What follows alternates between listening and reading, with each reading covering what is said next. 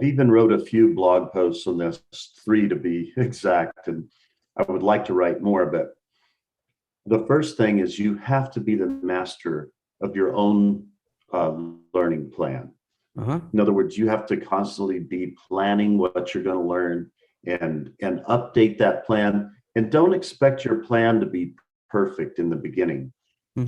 But if you try to drive right away into deep learning or transformers, you're going to miss too much. Okay. Start at the basics. For example, get really good at your primary programming language. I love Python, but some people love R, and I would never criticize anyone for choosing R. But if you start with Python, you can't go wrong.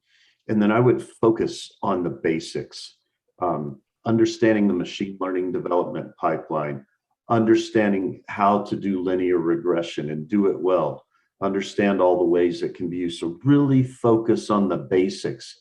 If you master the basics of both linear regression and logistic regression, then as you move from there in small, succinct steps, everything will be easier by knowing those basics really.